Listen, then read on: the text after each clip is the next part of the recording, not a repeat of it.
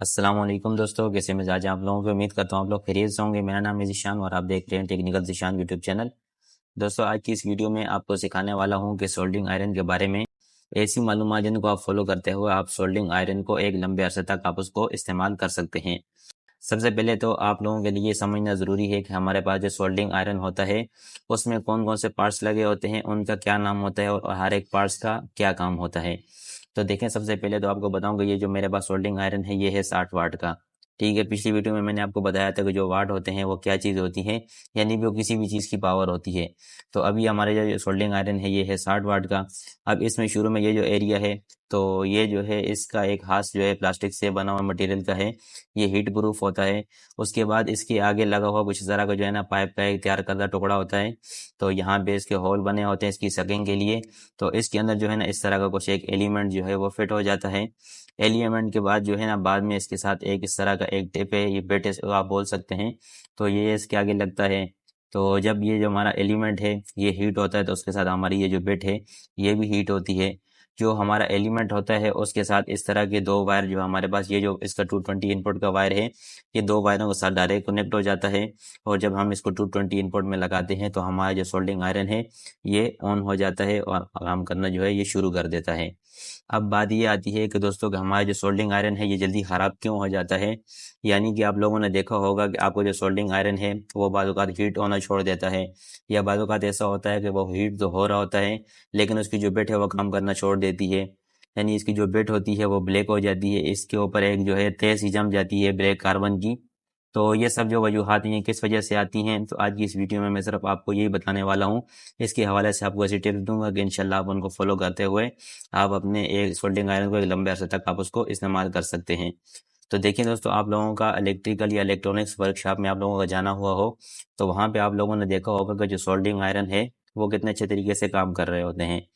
तो वो उनका यही होता है कि वहाँ पे वो जितना इस्तेमाल हो रहा होता है उस हिसाब से वो हीट हो रहा होता है। यानी कि अगर वहाँ पे वो 60 मिनट यानी कि 1 घंटा अगर वहाँ पे वो ऑन रहा तो उस दौरान वो 50 या 55 मिनट जो है वो इस्तेमाल होता है, 5 से 10 मिनट उसको रेस्ट मिलती है।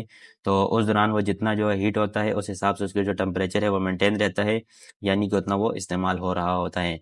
लेकिन जो घरों में हम लोग इस्तेमाल करते हैं उसमें ये मसला आता है कि जब भी हम किसी भी काम को शुरू करते हैं, कोई भी चीज़ हम इसके ऊपर सोल्ड करते हैं, तो वो सोल्ड करने से पहले हम जो है किसी किस्म की किसी भी चीज़ को उसको रेडी नहीं रखते। तो हम हमारा जो सोल्डरिंग आयरन है वो ऑन रहता है और ऑन होने के बाद अच्छा खासा टाइम लग जाता है किसी भी चीज़ को सोल्ड करते टाइम तक। तो उस दौरान ये ज़्यादा हीटअप होने की वजह से इसके जो एलिमेंट है वो भी ख़राब हो जाते हैं और इसकी जो बिट है वो भी ब्लैक हो जाती है।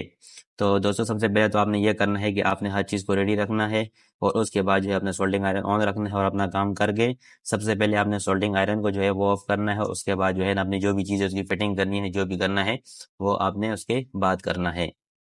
ये काम करने के बाद जो है फिर आपने दूसरे नंबर पर ये काम करना है कि इसकी ये जो बिट होती है बिट, तो इसको जब भी आप इस्तेमाल करेंगे ना तो इस्तेमाल करने के बाद जो है या इस्तेमाल करने से पहले इस तरह का एक पेस्ट आता है। तो ये पेस्ट के अंदर पहले जो है आप इसको डिप करेंगे। डिप करने के बाद जो है पिछली एक वीडियो में मैंने आपको जो है एक बताया था कि इस तरह का एक स्टैंड है। तो इस स्टैंड के ऊपर जो है इस तरह का जूना या जाली आप लगा लें। तो उसमें जो है आप इसको इस तरह से जो है लगाकर इसमें सोल्डरिंग पेस्ट में जो है इसको आप डिप करके तो इस तरह से इसके अंदर सफाई करके तो आप इसको जो है अच्छे तरीके से इस्तेमाल कर सकते हैं दोबारा से। तो ये जो पेस्ट है ये आपने इसके साथ यूज़ करना है। इसमें आपने जो सोल्डरिंग वायर यूज़ करनी है तो वो आपने अच्छी क्वालिटी की यूज़ करनी है। अब मेरे पास जो सोल्डरिंग वायर है वो है 0.8 mm। तो इसमें आप जो है जितना कम डाई की लेंगे तो इतनी ज़्यादा जो है अच्छे तरीके से काम करेगी। यानी कि ये जो आपके वायर की जो थिकनेस है ये जितनी बारीक होगी उतना वो सही तरीके से काम करेगी। तो ये करने के बाद फिर जो है ना इसके बाद आपने क्या करना है कि आपको ये जो सोल्डरिंग आयरन है तो इसको इसको आपने हमेशा जो है ऐसी जगह पे यूज़ करना है, यानी कि कोई करंट है या कोई ऐसी जगह जहाँ पे सोल्डरिंग हो सकती है तो वहाँ पे इसको आपने यूज़ करना है।